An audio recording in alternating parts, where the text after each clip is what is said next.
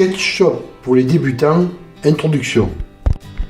Après avoir diffusé l'article et vidéo plan installation électrique comment faire, j'ai réalisé que pour compléter ces informations, il serait opportun de proposer au lecteur un petit tutoriel concernant le logiciel qui me permet de créer tous les plans et objets.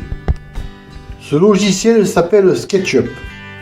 Il est totalement gratuit dans sa version basique, sachant qu'il existe une version professionnelle payante. Petit par sa taille, il prend très peu de place dans la mémoire de l'ordinateur, seulement 120 mégaoctets, mais il est immense par ses capacités. Si comme moi vous êtes novice en la matière, il va vous permettre de créer des plans en 2 ou 3 dimensions avec une facilité déconcertante. Je vais donc dans cet article essayer de vous aider à faire vos premiers pas. Première chose, téléchargez le logiciel, vous le trouverez facilement sur Google. Lorsque vous aurez téléchargé et installé le logiciel, vous aurez cette icône sur votre bureau.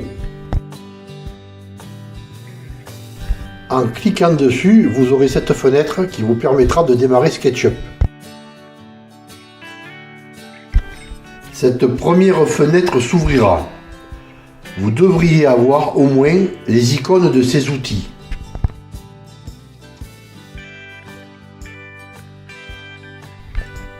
Si ce n'est pas le cas, cliquez sur l'onglet Affichage, puis sur Barre d'outils. Dans la fenêtre, cliquez sur Premier pas, puis sur Grand jeu d'outils.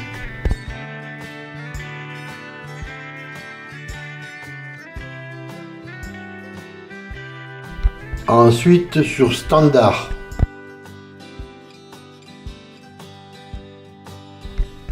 Puis sur Caméra.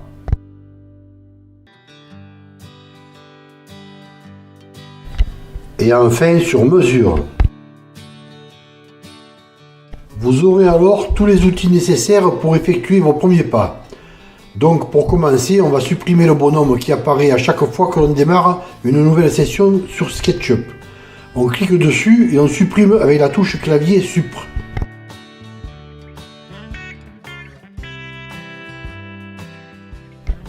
SketchUp au démarrage est en principe en mode métrique.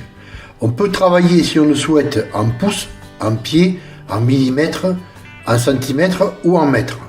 Et personnellement, je préfère généralement travailler en centimètres. Pour cela, il faut se rendre sur l'onglet Fenêtre. Puis, cliquez sur Info sur le modèle. Dans la fenêtre Unité de longueur, on clique sur la case des unités et on choisit les centimètres.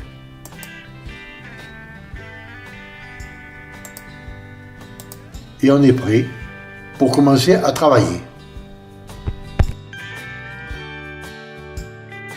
Cette maison de plein pied fait 19,30 m de longueur sur 10 mètres de largeur, ce qui fait donc en centimètres 1930 sur 1000 cm. Je clique sur l'icône rectangle, puis je clique sur le point central et je déplace le crayon en diagonale pour former un rectangle. Je lâche la souris et je tape sur le clavier numérique 1930, point virgule, 1000. On voit que ces chiffres s'inscrivent en bas dans la fenêtre des mesures. Ceci fait, je tape sur la touche Entrée du clavier et le rectangle correspondant à la maison s'affiche dans la fenêtre.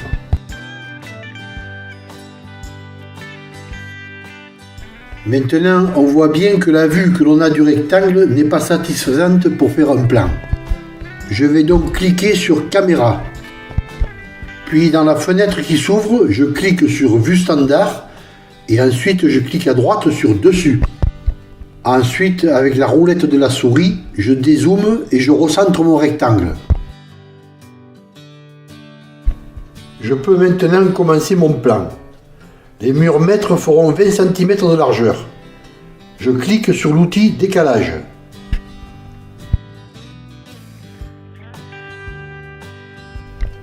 Je mets le curseur sur une arête du rectangle. Je le déplace vers l'intérieur du rectangle. Je lâche la souris et je tape au clavier numérique le nombre 20. Je confirme ensuite avec la touche Entrée. J'ai maintenant dessiné les murs mètres de 20 cm sur tout le pourtour de la maison. Je vais maintenant dessiner les murs de refend. Je clique sur l'outil Mètre. Je place le curseur sur la face intérieure du mur mètre. Je clique et je déplace le curseur latéralement de quelques centimètres.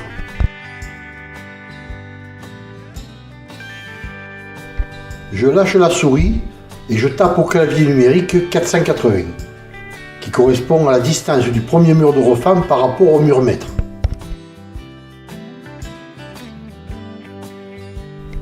Je tape sur la touche Entrée du clavier et ma ligne de travail en pointillé se place à 480 cm du mur mètre. À ce stade, pour éviter de perdre toutes les données de travail effectuées, il faut commencer à enregistrer le modèle. Pour cela, je clique sur Fichier. Dans la fenêtre qui s'ouvre, je clique sur Enregistrer sous. Puis je clique sur Bureau. Dans la fenêtre Nom du fichier en bas, je nomme mon modèle. Je clique ensuite sur Enregistrer. J'aurai maintenant sur mon bureau l'icône de mon modèle. J'enregistrerai maintenant régulièrement par la même procédure au fur et à mesure de l'avancement.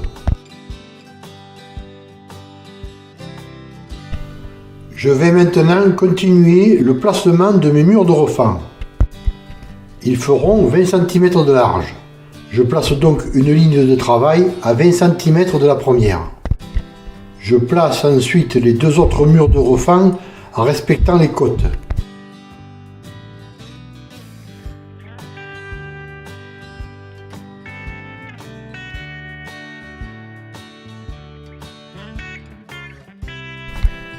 Je vais maintenant les tracer. Pour cela, je clique sur l'icône Ligne.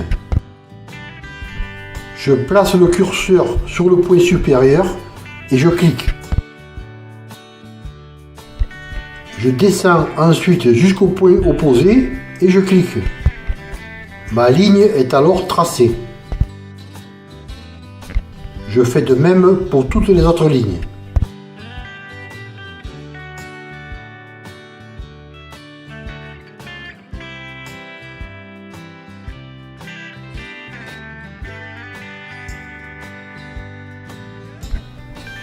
Si l'on fait une erreur et que l'on désire revenir en arrière ou rétablir une action, on utilise les outils représentés par ces icônes.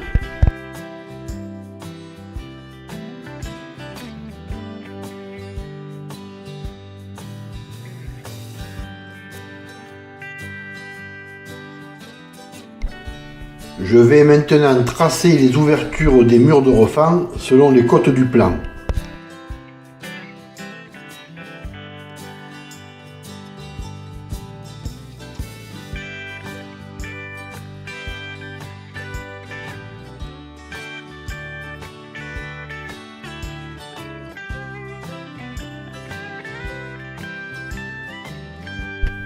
Pour effacer les traits inutiles, soit je les sélectionne en cliquant dessus et je les supprime par la touche clavier Supr,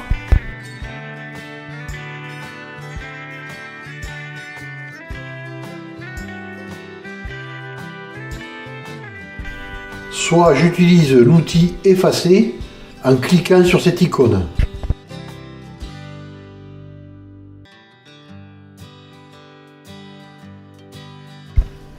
Je continue maintenant avec les autres ouvertures dans les murs de refend.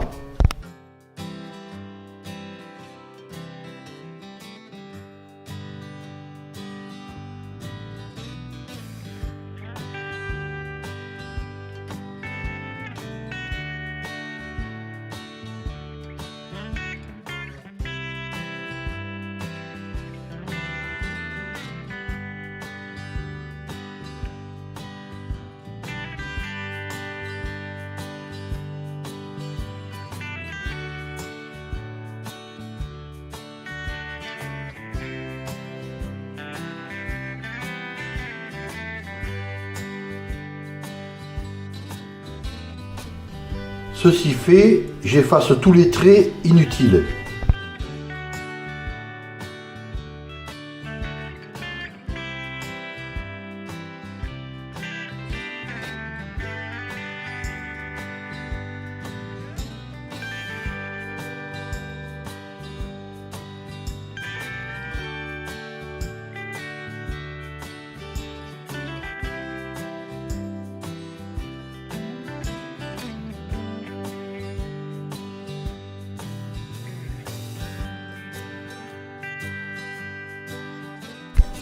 J'ai donc maintenant dessiné tous les murs de l'ossature.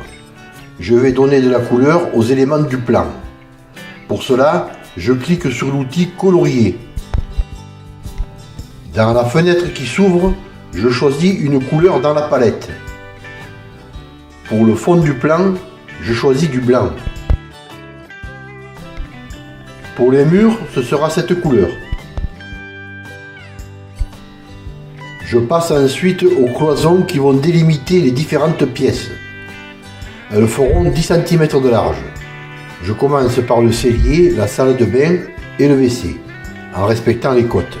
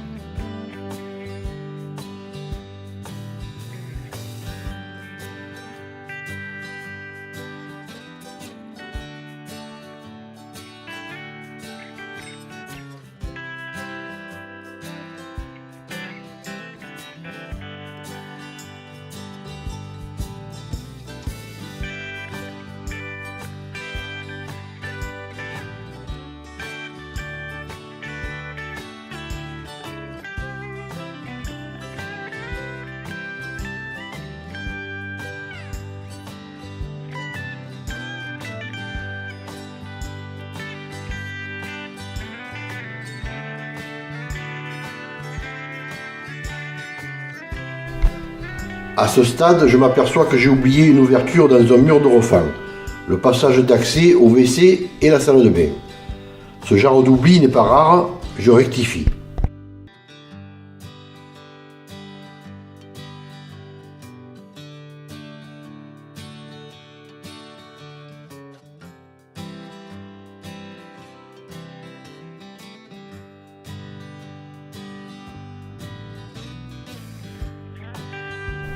Je vais maintenant disposer les ouvertures dans les cloisons. Les portes auront un passage de 70 cm. Elles feront 80 cm avec le chambranle. Je commence par la porte du cellier.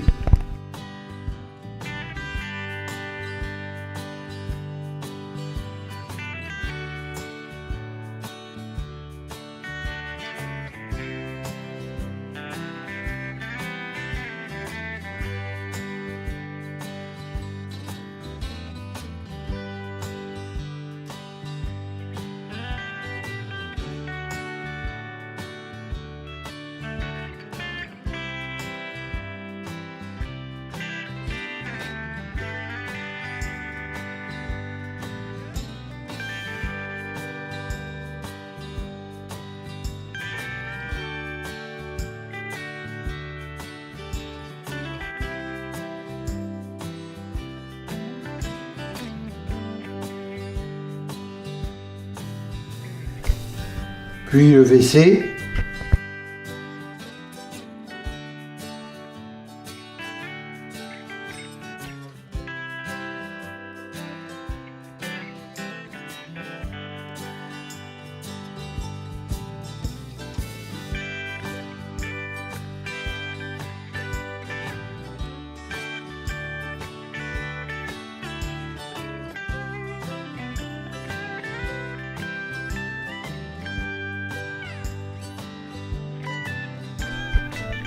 et la salle de bain.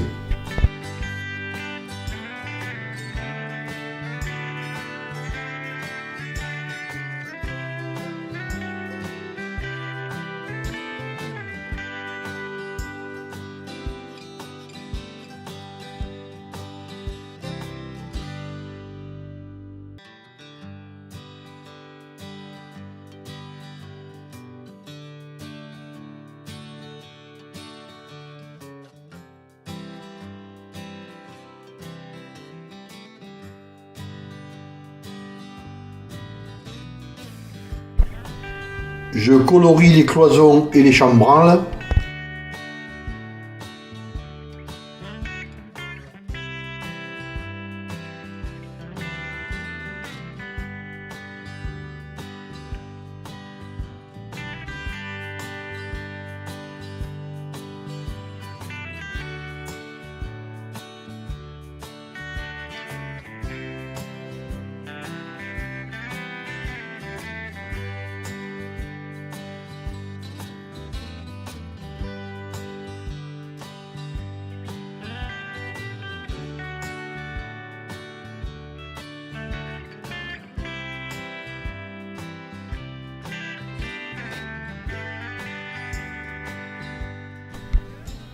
Je procède ensuite de la même façon pour toutes les autres ouvertures.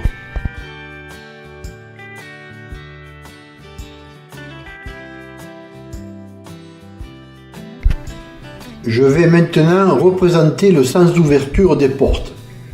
Pour cela, je dessine une ligne de 70 cm à partir du chambranle dans un angle que je choisis.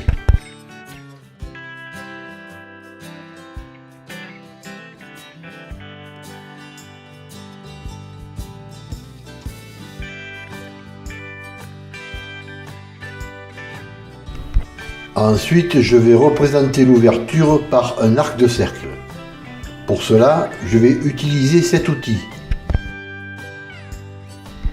Je clique sur un côté du chambranle de la porte, puis je clique sur le bout de la ligne représentant la porte.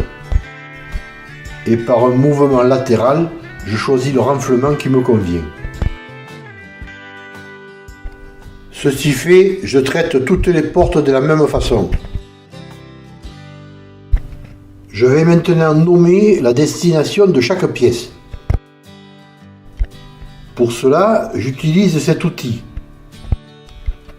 Alors je ne vais pas maintenant expliquer toutes les fonctionnalités de cet outil, je le ferai certainement plus tard dans des vidéos dédiées à chaque outil.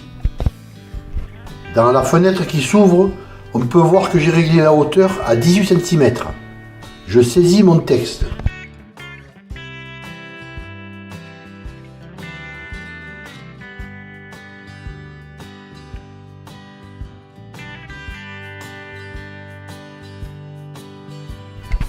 Je clique sur le bouton Placer et je le dispose à l'endroit voulu.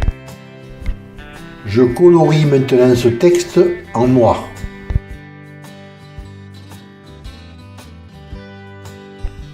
Voilà pour la première pièce.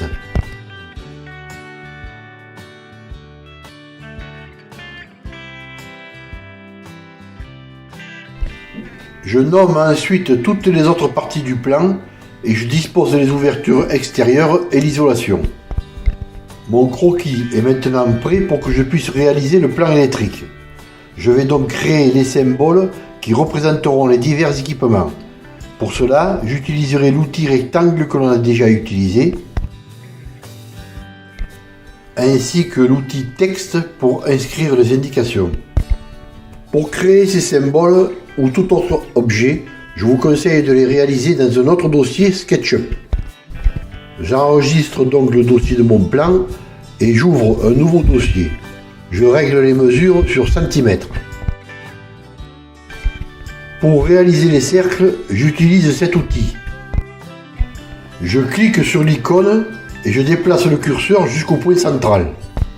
Je tape alors la mesure qui me convient pour indiquer le rayon du cercle. Là, ce sera 5 cm. Ceci fait, mon cercle est créé. Je vais activer la vue de dessus.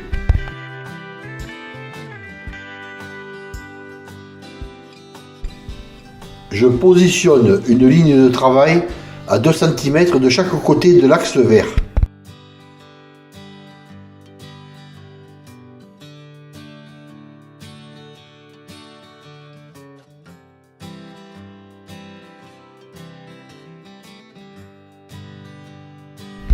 Et je crée un petit cercle de 1 cm de rayon de chaque côté.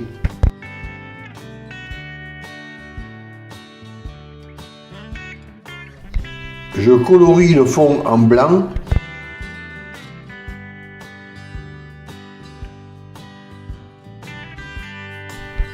Puis les 2 petits cercles en noir et j'ai mon symbole pour les prises de courant. J'efface les lignes de travail. Avec le curseur flèche, je sélectionne le dessin et je clique sur le bouton droit de la souris. Dans la fenêtre qui s'ouvre, je clique sur Créer un groupe. Mon groupe est alors créé et le croquis entouré de bleu devient un objet. Je l'enregistre sur le bureau.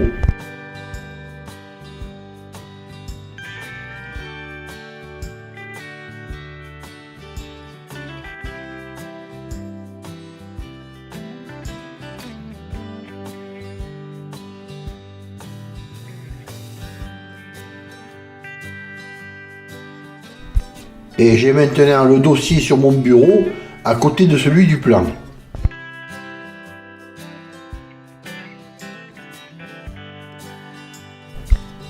J'ouvre maintenant mon plan. Lorsque le dossier de mon plan est ouvert, j'importe mon symbole prise. Pour cela, je vais sur Fichier. Dans la fenêtre, je clique sur Importer. Dans la fenêtre qui s'ouvre, il faut vérifier que l'on se trouve bien sur le dossier Bureau. Si mon dossier n'est pas présent, je vais indiquer dans cette fenêtre Fichier SketchUp. Et là, je pourrai choisir le fichier à importer. Je clique dessus et mon symbole se trouve maintenant sur mon plan. Il ne me reste plus qu'à le placer où je le désire.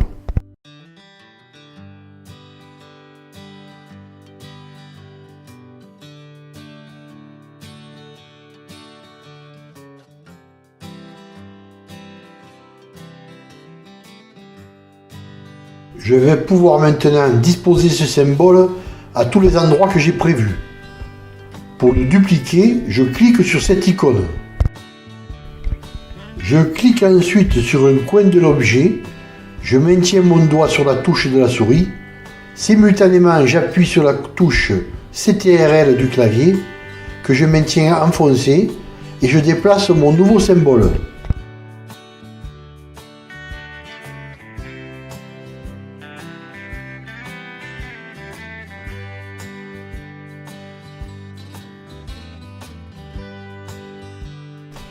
Si mon premier symbole n'apparaît pas correctement, comme ici où les petits cercles ne sont pas coloriés en noir,